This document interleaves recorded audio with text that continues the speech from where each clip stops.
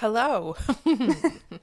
Welcome to Archaeologists Behaving Badly. I'm Belle. I'm Raquel, and today's episode is on was it medieval Europe? That's what we said initially when we did it. It's medieval stuff. And I actually go on a tangent at some point. That's Excellent. Kind of, yeah, yeah, we love a tangent. So we started with medieval Europe and then it's kind of detoured a little bit. which is fine. Totally fine. Yeah, yeah. Okay, so I am starting. All right. So the medieval period, also known as the Middle Ages or the Dark Ages, began around 476 AD and marks a time following the epic loss of power of the Roman Empire. The medieval period spanned approximately 1,000 years, ending between around 1400 to 1500 AD, somewhere around there. I don't know, different people have different ideas. I found that too because I also looked it up, like what's the exact date. What's the exact, yeah. It's like a date range. Yeah. Yeah. So I was trying to find something like interesting, and I wanted to look at like weird medieval facts, and some of them are fucking wild. Like, they're so insane. Okay. So, fact number 1. During the medieval times, there was such a thing as animal courts. Have you heard about this? I feel like I may have, probably just from a meme. Yeah. Well, yeah. So, the animal courts put animals on trial if suspected they were breaking the law, human laws. And livestock to insects were put on trial. And records of at least 85 animal trials have been found today. That's amazing. That's just Insects. the ones. Insects even. Yeah. So these mostly occurred between the 13th and 18th centuries. So some of them happened outside of the medieval period, but It's pretty late. It's pretty late. It's very late. It's fucking wild. And they happened all throughout Europe. So like France, England, other places. Ridiculous. The animals on trial were even assigned lawyers to defend their cases and were either proven guilty or innocent. Amazing. In the court of law. How fucking amazing is that? Did you see any examples of like Wow. crimes committed? Yes. Crimes committed by medieval animals. So, okay, yeah, I've got a couple of examples. So in France, in 1386, a pig was found guilty of having indulged in the evil propensity of eating infants on the street. Which is like, yes, we took a dark turn. We definitely took a dark turn. And it was sentenced to death. And I'm not sure if it was the same pig, but I did read a report of a pig being sentenced to death and was even dressed in a man's clothing before being hung. Fucking hell. Because I guess it's a human law that they're breaking.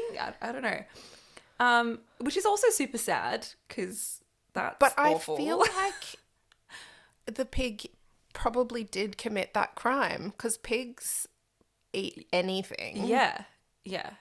And there was, okay. So, yeah, I mean, it's really gross that a pig was eating infant children. Like, anyway, other reports of pigs maiming children also came up as well, which again, I can kind of probably see that happening. Yeah, I just wrote that basically pigs woke up and chose violence. So that was the thing. In Switzerland in 1474, a rooster was charged with laying an egg. This was connected to sorcery and witchcraft, and it was a widely held belief that roosters' eggs were used by witches for spells and evil doings. How's that the rooster's fault though? Well, the defense for the rooster was that laying of the eggs was an involuntary act, but he was unfortunately sentenced to death. He was actually burned at the stake. What? Yeah. I guess because it's connected to like witchcraft, and I guess that's what they did. I mean, they cooked a chicken. But they did it while he I was know, still alive. I know. Can No. roosters lay No, eggs? no. Roosters are boy chickens. Roosters are boy chickens. They can't lay eggs. I mean, maybe this rooster, maybe he was just, I don't know. I felt like he was definitely innocent and got done. Medieval times. Medieval times. On a more positive outcome, and technically not in the medieval era, but I had to mention it. In 1750s, this is like not that long ago, a donkey and a man were charged with bestiality.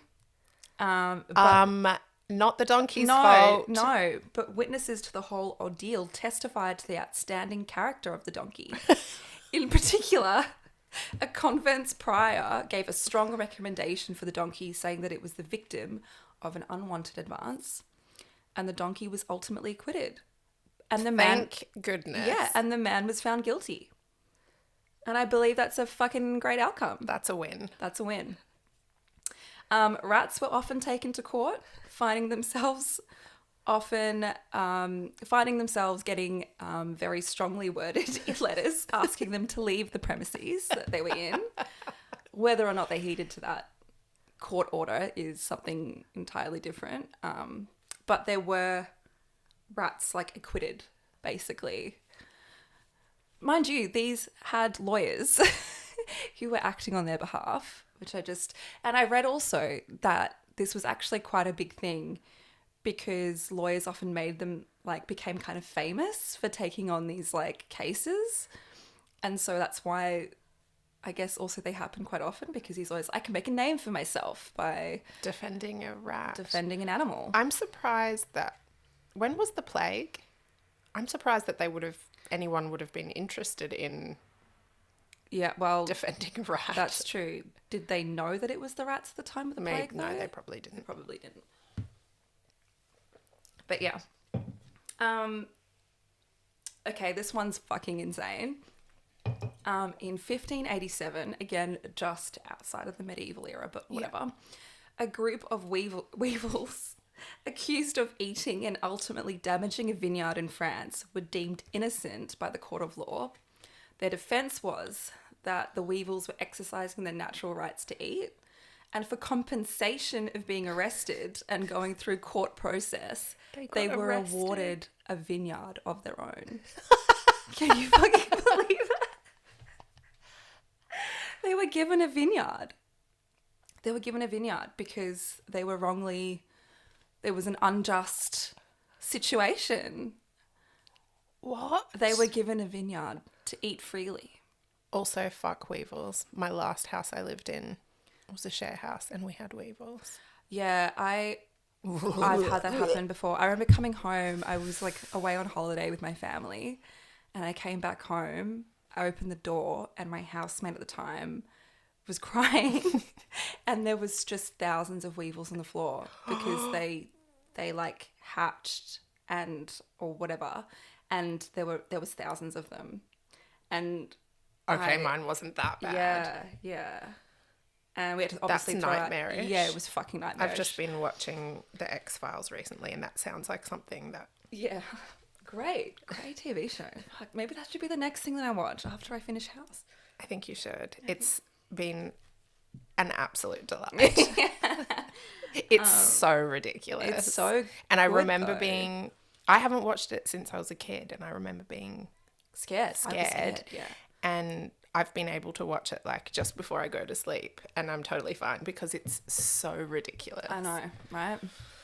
I mean, it's amazing. How many seasons did they do? They ended up doing 11. Wow. But there's gaps. And you have to there's a few movies as well. Yeah, I remember I liked the last movie. I haven't seen it. Yeah. But you have to place... Oh my God, there's a hair in my mouth. I think you got it. It's just Beautiful. straight from my head. You have to watch the movies in the right place because I've just had to watch the first movie, which you have to watch in between seasons 5 and 6 because season 6 kind of carries on from the movie. Right, okay. So you kind of have to watch the movies as well. Yeah. Okay. They're a part of the whole storyline. Good to know when I start it. Anyway, X-Files tangent. Sorry about that. Okay, yeah, there were, sorry, I just had I don't know where I went there for a second. You went to the X-Files. I went to the X-Files, yeah, I was living in the X-Files universe. And there were like other trials as well that included goats, snails, and even dolphins had some type of trial happen. Anyway, so fucking strange. I didn't know that was like a thing that happened. I didn't know it was... I definitely have heard of it, but I didn't realise it was that extensive. Yeah. I'll put up some photos. I don't know. I'll put up some photos because I found like some etchings and stuff of like some of the pigs getting sentenced. Literally standing up on the witness, Like we still the stand. We still today have people who sketch in courtrooms. Yeah. They were doing that back then. Yeah. With the animals. Yeah. So ridiculous. Amazing. So researchers have debated and talked upon like why this was even a thing to begin with. Was it just revenge on the animal that did something wrong or dangerous? Ultimately, their purpose kind of boils down to like psychology, either being seen as giving like of the right outcome for a horrible situation, like especially when the pigs like, you know, ate those children or maimed those children. And also having like religion kind of coming into it and I don't know, just putting like wrongdoing at rest and, you know, basically that. Another weird fact that I have for everyone was that, and I don't know if this is true. I think it is, but I'm not sure. I could just be really gullible, which is also very probably likely. After a great battle, it was often the job of the local women to help count the bodies of the men killed. As dead bodies are so heavy, it was much easier to simply chop off the hand of the corpse and place it in a large canvas bag, which was later emptied for counting so that you would count how many bodies or how many men had died. By how many hands? The bag was commonly called a handbag, leading to the name that we have now for women's bags. Oh my goodness me. I know. I thought it was just because I know, because you hold it. Yeah. Let us know if that is not real or not. Like if you've come across, but I think it's true. I think it's true. I want to say I'm going to look it up, but as I've watched a few episodes, anytime I say, "Oh my God, that's so interesting. I'm going to look it up later." Yeah, I don't do it. Yeah. Yeah. Anyway. So if you can be bothered finding out if that's true or not. Yeah, let us know. Let us know in the comments. Okay, so like another weird thing that I'm sure that a lot of people in Europe would know this, but with us being from Australia, maybe, especially us who are not big sports people, maybe we just like are less likely to know about this. But like, have you heard of medieval like football? Like soccer, like what we would call soccer, but football. I don't think so. So I didn't realize this, but like the very first iteration of football or soccer, depending on where in the world you're watching or listening to, actually came from the medieval period in Europe. So medieval football, also known as football, mob football, or Shrovetide football, were terms used for localized informal football games throughout Europe during the medieval period. It is actually suspected that football may have even been brought to England during the Roman occupation of England. Okay. And it kind of like picked up and changed from there, but there's no real evidence for that. But that's a theory, I guess, as to how it came to be. And also the Romans did have their own versions of like football and stuff and games like that. So it's entirely possible. So mob football, the most kind of like archaic form of it, at least, would be played in towns or villages. The rules of the game were simple and as follows. There were an unlimited amount of people that could participate in the game. There was no cap on players. So just anyone could join in the game. Awesome. The goal was to drag or take an inflated pig's bladder to the gold, like a goal marker set up in each end of town. So there was like a goal on each end of the village or the town. And the goal was to get the pig's bladder to the goal by any means necessary. Any means necessary. So picture heaving masses of people doing absolutely anything in terms of violence to get there. And the only rule was that those means could not lead to murder or to manslaughter. Oh my goodness. So like, just take a minute to, I don't know, to visualize that for a second. Mayhem? Just fucking mayhem. Like, just rioting, trying to get this fucking ball, you know, to the other end of town with just...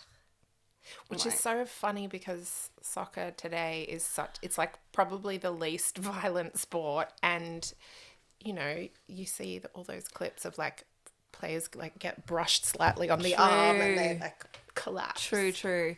But I was thinking though, I mean, I've never been to a football match in Europe. But the spectators. That's what I was going to say. Interesting. You know how they have like, you know, they're quite rowdy. And maybe that's just a cultural, you know, like a cultural part of this sport that has just carried on. Rioting, basically. Yeah. Interesting. Maiming each other and getting violent. It's just all part of it's just a part of history. Like it was removed from the game itself. So it transferred onto the earliest interesting mention of the game comes from the 8th century from the historian Bede, who refers to just playing ball. A 9th century monk Nennius wrote in the Text Historia Brittonum that a group of boys were playing at ball. And then I thought this was interesting. King Edward II, King Edward III, and Francis Philip the Sixth all banned the game at points in their reigns, with fear of imprisonment, because of how much disturbance it caused and how many people were injured. And so they would like make these decrees being like, you can't play anymore. In 1321, a guy was actually granted dispensation by the Pope after his bestie accidentally died during a game. So the Pope essentially let him off the hook because he was really sad. He was really sad that his friend died and he'd accidentally died during the game. And so the Pope was like, it's cool. It's cool, my guy. It was an accident. It was an accident. And then this is like a completely random little tidbit. And I was actually thinking, let us know if you actually want to hear more about this, because this isn't technically in the medieval period. It's technically in the Renaissance, like directly afterwards. But if it's something you want to learn more about, let me know. So in the early 1500s, King Henry VIII, I actually think it was King Henry VII, but it might have been the 8th, began the Secret Service, essentially. It's like a misconception that Elizabeth I started it.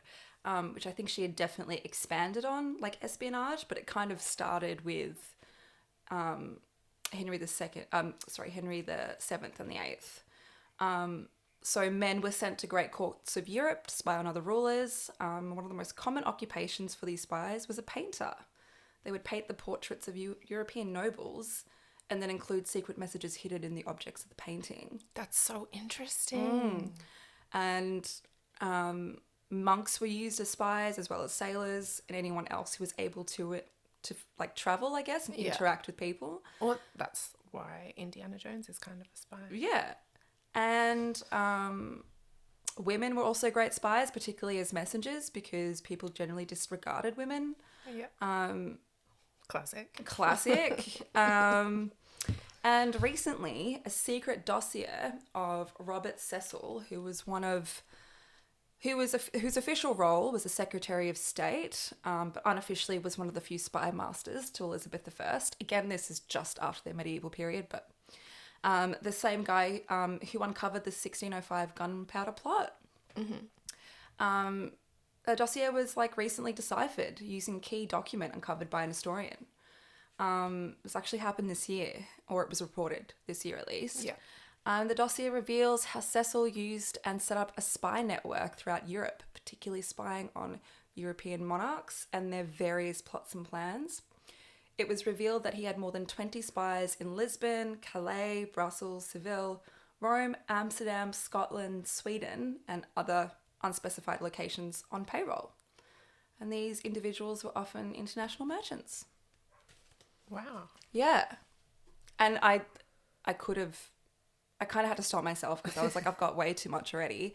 But I'd love to do like a more in-depth episode on that though. I think that would be really, really cool. Yeah, I think we should. Yeah. We can do one on the Renaissance. Yeah. And let us know if you want to hear that as well. Or on spies. Or on spies.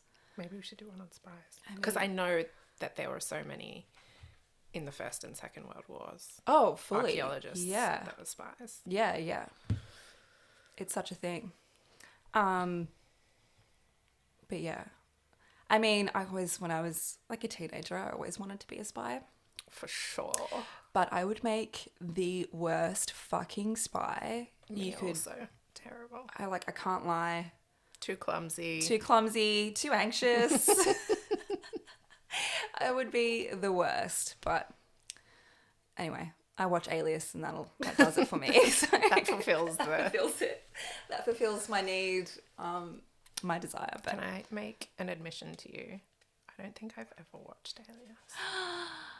What? Yeah, I don't know that I've ever watched a single episode of it. I know how passionate you are about it. I'm so passionate about it. I think you would like it. I mean,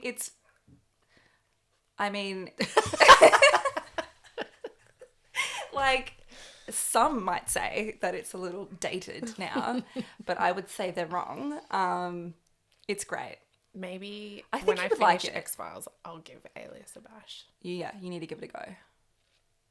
It's amazing. You'll love it. You'll love it. It's great. Anyway, that's all I have to say. Awesome. But yeah, medieval animal courts. And also the handbag thing. If that's I'm real. going to tell people that. I might not look it up. I am going to tell people. Facts. Yeah. Yeah. Anyway. All right, my turn. The first little one I did was Vikings in medieval Russia, which I knew absolutely nothing about. But I mentioned that to somebody and they said, oh yeah, that's in Vikings. I've never watched Vikings. I think that's another thing that I should probably watch. Yeah, Have you should. watched it? Yeah. I don't think I've watched the full thing. I think I watched like the first few seasons, then I kind of got over it.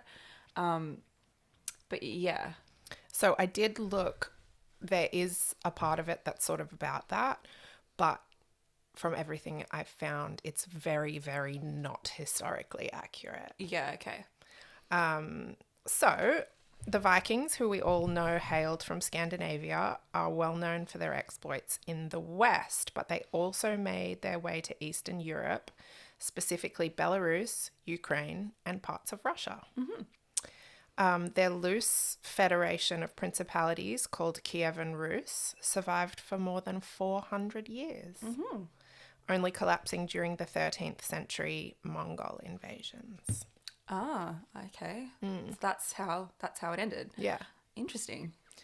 Also, I wrote this 3 or 4 weeks ago and I haven't looked at it since. So apologies because it's kind of new to me as well. The Vikings founded Kievan Rus in the mid-9th century, but the earliest Scandinavian settlements go back to 750 CE, when Scandinavians settled in the northwestern Russian town Staraya Ladoga. Apologies. Which is across Lake Ladoga from Finland. So they didn't actually, they're not traveling very far. Yeah. A Norse talisman with the face of Odin was excavated here. The regular flow of Islamic silver dirhams from Russia to Scandinavia via Ladoga began in the early 9th century. So that's part of why they were there, was actually for trade. Yeah. I mean, that's what they did. That's why people move around. Yeah. I always knew, I mean, this could be wrong. I think it's right though. But like, so different parts of Scandinavia went to different places in terms of, so I think the Swedes were the ones who went to Russia. Okay. Yeah. As in, like, generally speaking. I guess also they were quite close to it too, being right next to Finland. But yeah, I was always kind of taught that. Yeah. But I don't know if that's true or not. But yeah. I didn't look at anything related to that. So I have no idea.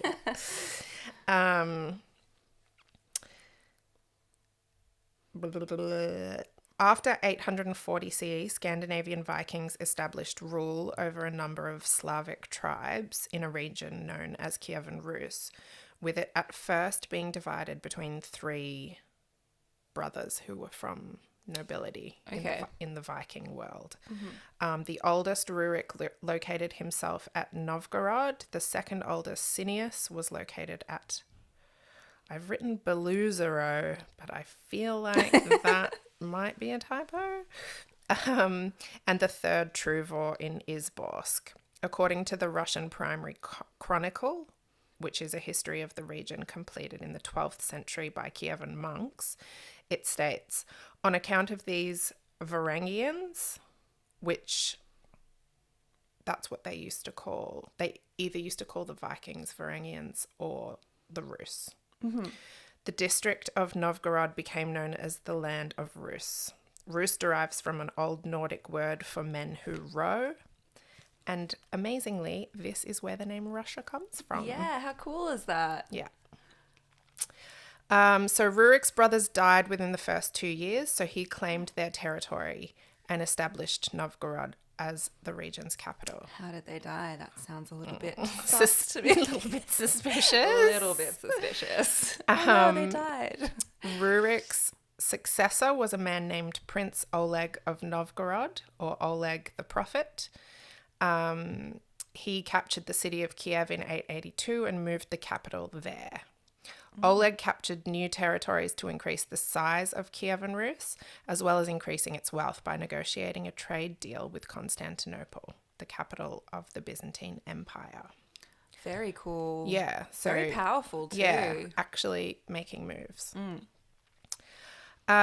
While historians caution readers to take the Russian Primary Chronicle with a grain of salt, as some of the stories have exaggerated mythical quality.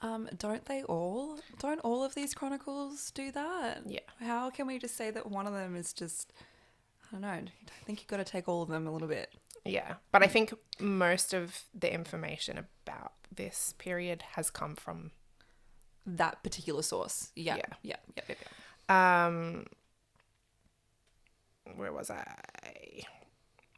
But archaeological discoveries in the region where Kievan Rus was located support some of the book's historical accounts of the Vikings there. So they have, I'm pretty sure archaeological research hasn't been done there. It's only been like the last maybe 20 years, 30 years. It actually hasn't been long at all. Wow. But they have found Viking stuff. I noted a couple of one or two of the more mythical stories from the chronicles. One is how Oleg died. According to the chronicle, a prophecy during his lifetime foretold that one of his horses would cause his death. To avoid his fate, he never rode horses. But after he successfully expanded the Kievan Rus territory and trade, he began to wonder if he could ride. By then, his personal horse had died. So he found its bones and stomped on its skull. Rude. But as the story goes, a snake slithered from under it and bit him, killing him. That's what you get for stomping on his. I think that's just. And I mean, obviously we're from Australia. We have a lot of venomous snakes. I never knew that there were venomous snakes in that part of the world. I just assume there's venomous snakes everywhere. But then again, yeah, we're so desensitized to it here. I just didn't think Northern Europe or like had them. Northwestern Russia. Wait. Yeah, West. But yeah, they have vipers. Because it's true. It's gonna because it's cold. Yeah. but they do, and they still do. They have vipers there. However, he really died. After Oleg came a period of royal distress.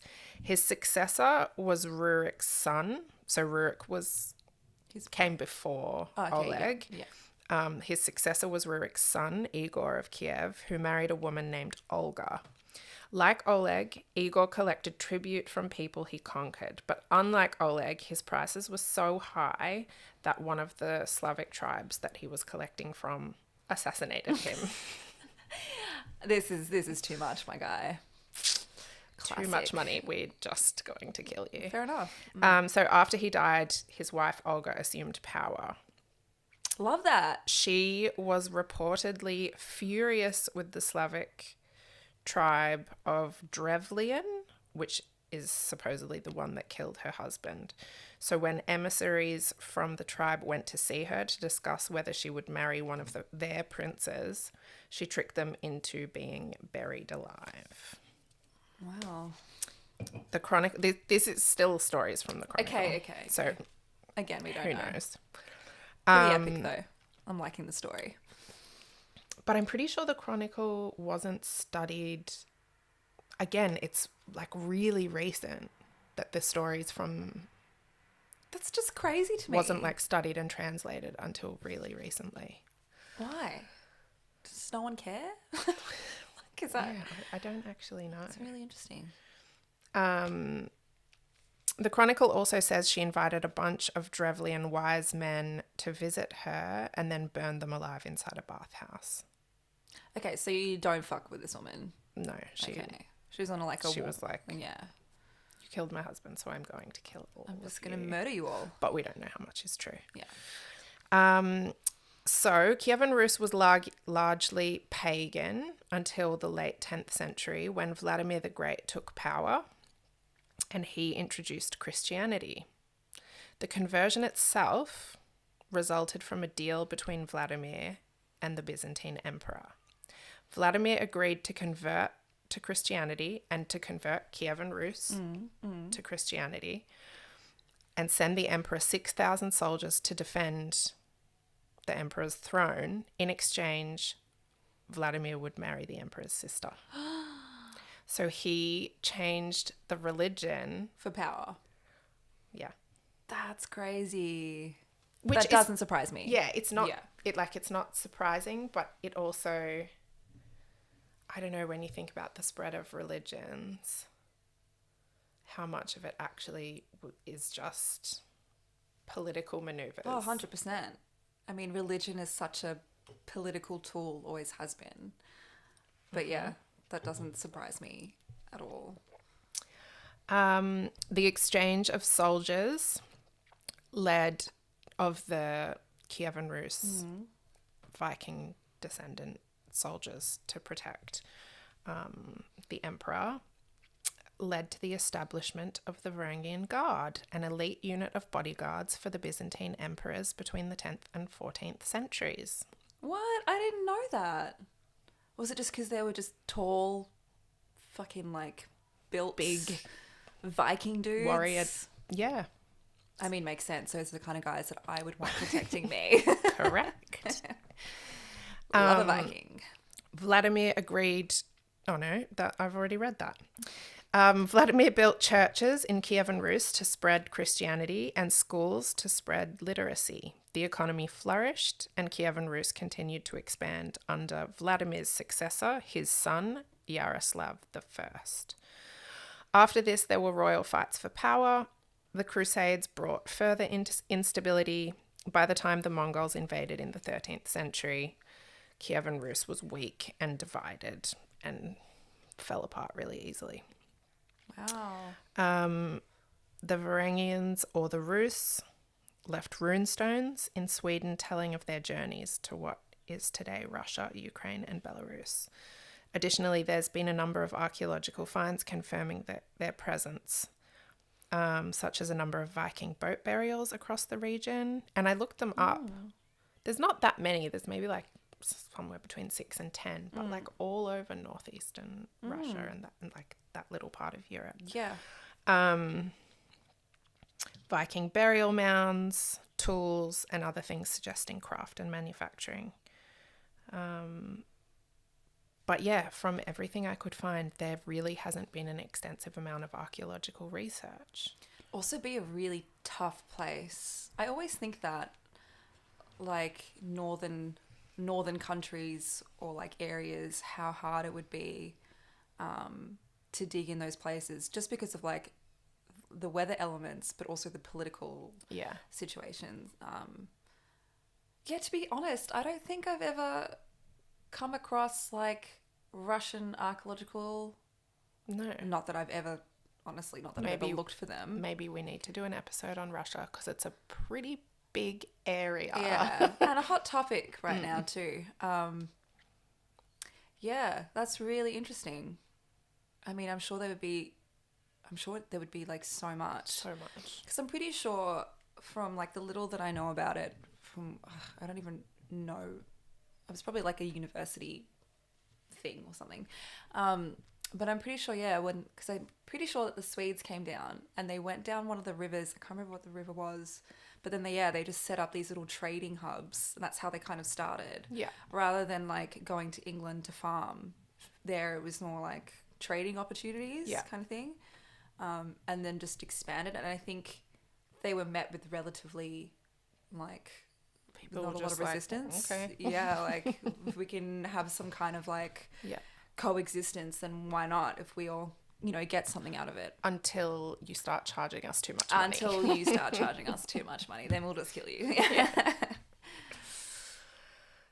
So the second little mini thing I wrote was on a medieval cemetery in Wales. Ooh. An early medieval cemetery dating from the 6th or 7th century has been uncovered in Wales. So far, 18 of the 70 graves have been excavated with a few unexpected findings. The cemetery lies in a field in the grounds of Fonmon Castle, which is close to the end of the runway at Cardiff Airport. But the cemetery itself predates the castle by 4 or 5 centuries. Okay. The graves themselves have been carved into bedrock, and apparently the skeletons are in good condition despite being about 1,500 years old. It's an important find because sites of this date are rare and often don't preserve artifacts, especially bone. Oh, okay. So they were just lucky to have found. Is it maybe because it was in bedrock? Maybe that's Maybe. like maybe just preserved, that environment just preserved. That's interesting. One of the curiosities is the wear on some of the skull's teeth. Oh, that's right. Now I remember writing this. It's all coming back to you now. They're worn almost vertically. So that, and there's a picture of it. Maybe we'll put it up. Yeah. They're like, it's not wearing across like that. It's like the front. Ah, okay. The front of the teeth is like worn completely back. Oh, like the enamel and stuff. Yeah. It's like it's gone It's that like way. diagonally back that way. What? The proposed theory, so like this hasn't really been seen before. The proposed theory is that the teeth were used as tools, maybe for textiles or leather or basketry. So like tearing or like doing something that's they're that's cutting. wearing them. Yeah. Yeah. The main oddity is that all the skeletons are lying in different positions. Oh my God, is this what we talked about last time? Remember deviant burials? Yeah. And I'm like, huh. So this is Yeah. similar, but not, they haven't attributed it necessarily to deviant burials, but like they're all lying. That's so weird. Yeah. So some are flat on their back, which was normal for the time period. Some are on their sides. Some are in the fetal position. The archaeologists haven't yet established if the cemetery was used over a period of time where burial practices changed, or if people were buried differently for another reason. Hopefully not buried alive. No, hopefully. Also found have been fragments of dishes and cups. So not just as burial goods, but like in the area. Okay. Like just regular assemblages. Just, yeah. Yeah, okay. Dishes and cups, splinters of animal bone that have been butchered and burnt, and a tiny carved bone peg that may have been used as a marker for scoring in a game that was played at the time. Cool. A fragment of very fine glass, a rim shard, was also found and attributed to having been made in the Bordeaux region in France. And some of the pottery has possibly come from North Africa. Wow. Really interesting. Really interesting. Again, trade. Yeah. So the international find suggests the people were probably important, but they have no idea who they were. Wow. Further research aims to learn a precise date for when the cemetery was in use, as well as plans to do DNA tests on the skeletons. Yeah, cool. And that's all I had. That's so cool. Yeah. Weird mystery cemeteries Yeah. and burials. Who I were think they? from what I read, because there was grave goods, but a lot of the stuff they found was dated to a similar period, but like around it, that they think there was like some sort of ritual, classic, Yeah. some sort of like feasting or celebrations for the burials or something like that happening there. That's so cool. And that like teeth wearing situation, that's so interesting. Like, yeah, how do you, how do you make up a theory on that? But yeah, maybe, yeah, like, so like using them as tools, like, didn't we figure that out a long time ago? That we don't need to use our teeth as tools? Before the 8th century. But if it was just a part of, I don't know, some like a manufacture cult, of something. Yeah, or like just a cultural oddity, like just like a weird thing that this community did for the sake of. Who knows? I want to know more about them. We won't look it up again. It's super recent. Like, okay. So watch the space kind of situation. Yeah, like as in just like the last few years kind of thing. Cool. That was awesome. And that's all I've got. So I think that's it. That's it. That's the end of our medieval episode. Which I feel like there's definitely room for another medieval episode. 100%. 100%. If there's anything that you can think of that we should cover next time, let us know. And if you're watching on YouTube, give us like a comment or something on what you thought was like the wildest thing. It also helps us if you comment and like and subscribe and do all of those things. All of those lovely, helpful, beautiful things. Yeah. That we really appreciate. But yeah, cool. Alrighty. Also, this was episode 16. I don't think we said we that. Didn't. We didn't. FYI. Whoops. Okay, cool. Well, that's us. We'll see you next time. I'll see you next time. Bye. Bye.